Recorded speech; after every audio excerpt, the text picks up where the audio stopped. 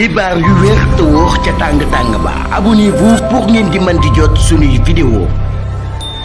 jërë ngeen jëf ci ànd gi ak ñun ci chaîne bi di Buzz 221 HD. Diomaye Faye daal di tijji forum africain des systèmes alimentaires di xam ne ni Afrique kon dafa war a compter ci boppam maanaam daal kon Afrique kon dafa war a yaakaar ci boppam balaa muy yaakaar faneen. Président bu Sénégal bii di Bassirou Diomaye Diakhar Faye moom mi daal di nay tijji altane ca Diamniadio 19e édition du forum africain des systèmes alimentaires. loolu yi nag ay chefs d'état yu bare bari nekkoon nañ fa ak ay partenaires internationaux.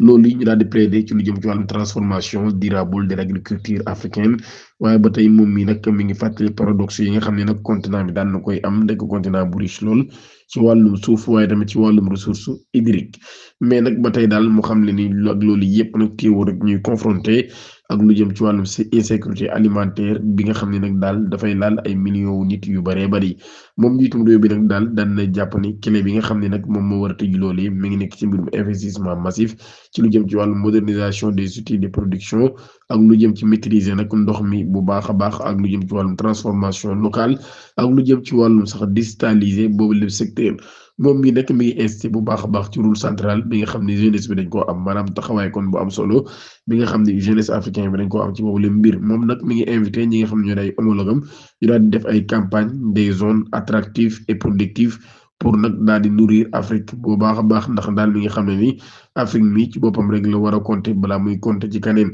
waaye nag daal moom mi président de la République Bassirou Diomaye Diakhar Faye mi nga xam ne nag ab action collective dinañ ko amal ngir bâtir des systèmes alimentaires robustes et porteurs de développement.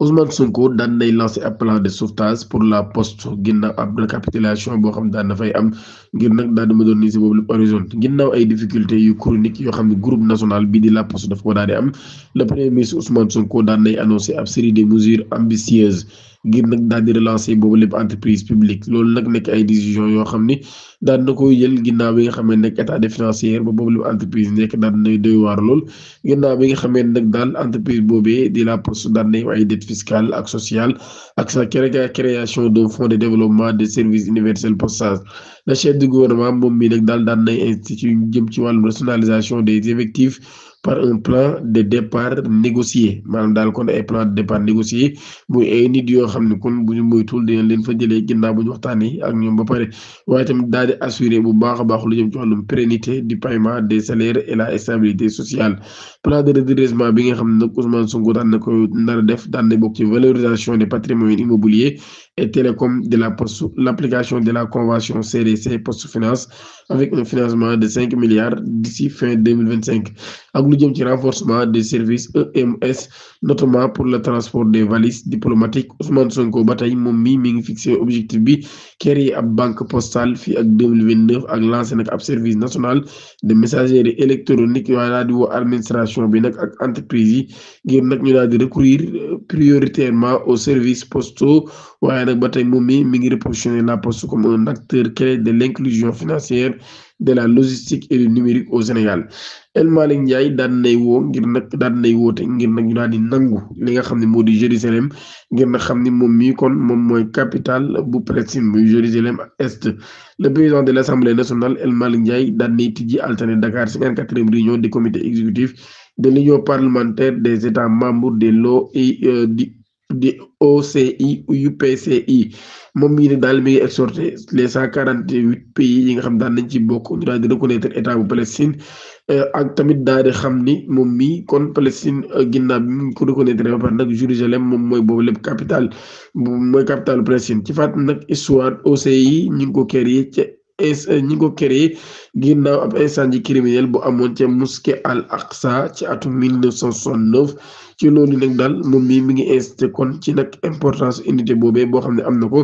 ngir jàppale yooyu les actions parlementaires. moom mi chef du parlement bi moom mi El Malick Ndiaye daan nay constaté que nag Sénégal mi ngi soutien bu baax a baax la cause palestinienne waaye di souligner rôle bi nga xam daan na koy am ci bopp comité onusien sur le droit inaliénable du peuple palestinien depuis 1975 waaye nag daal dénoncé bu baax a baax violation yi nga xam ni ay droit dañ koy def rawatina jëmale ko ci wàllum droit international waaye tamit ci mbirum humanitaire ak bépp tentative de judaïsation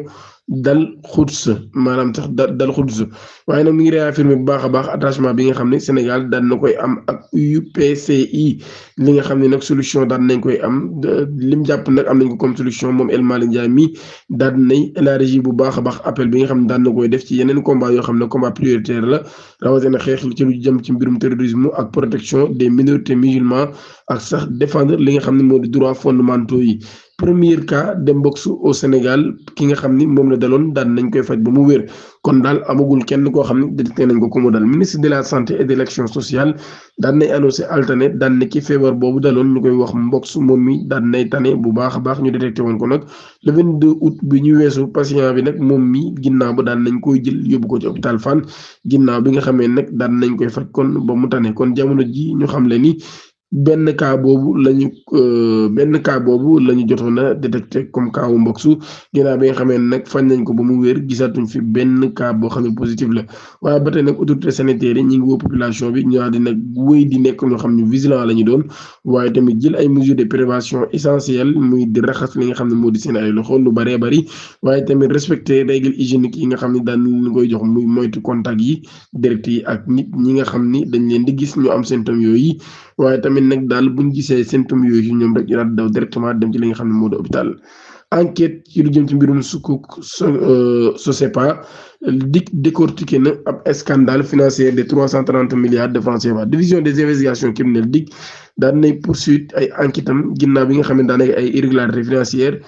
Cour des comptes daal koy révélé ci dernière série d'audit bi nga xam ne amoon na ci période 2019 avril 2024 ci jamonoy Macky Sall selon Libération les investigations révélant un scandale autour des soukouk Soseba de 330 milliards émis par la Banque islamique du Sénégal BIS en partenariat avec l'État. La Cour des comptes avait déjà révélé que 114 milliards de cette opération avaient été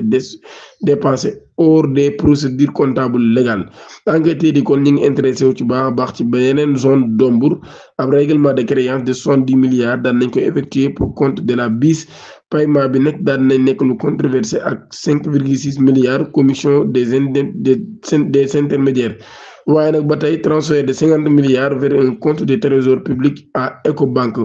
clôturé le jour même de l'opération waaye ba tey ancien directeur général de la BIS Mohamed Madana Kane daan nay affirmé que ni loolu yëpp nag muy déroulé dans les règles de l'affaire maam daal kon mbir mi dañ koo def niñ ko war a defee ab vaste dossier de financier nag daal kon mën nañoo wax ni mbir mi mën naa mujjee doon lu doy waar loolu rentrée scolaire 2025-2026 enseignant le 6 octobre élèves le 8 octobre gouvernement bi daan nay fixé date bi des procédures grandes vacances scolaires et de la rentrée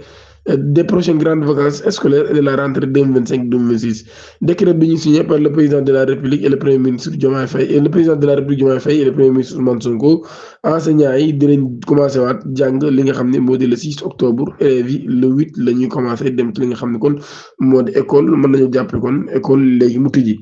transport au Sénégal Guy Marius Sagna daan nay alerter gouvernement bi ci pratique yi nga xam ne Yango daf koy def député Guy Marius Sagna daan nay interpeller le gouvernement ci ab question écrite concernant relation entre la plateforme Yango et ses partenaires livreurs au Sénégal ci document bi nag mu adressé ko à l'Assemblée nationale mi ngi def ci ay préoccupations yu bëree bëri yoo xam daan na koy soulever moom parlementaire bi mi ngi s'interroger ci absence d'avisage des prix et des destinations avant l'acceptation des courses selon lui les livreurs ñoom ñi rek daal dañoo nekk ñoo xam ne dañ leen a forcer ngir ñu nangu yooyu les missions à l'aveugle maanaam daal kon dañuy accepter courses yi ba pare te doog a xam te duñ xam fan lañ jëm te duñ xam conditions yi waaye tamit duñu xam sax ñaata la leen waaj a fay question bi nag daal moom mi ngi wax ni blocage des comptes des livreurs en cas de revise maanaam daal bu fekkee dañoo réviser dañuy bloquer seen compte wala sax ñu annuler ab course sans possibilité de recours. Concernant la rémunération Guy Marius Sagna demandé s'il existe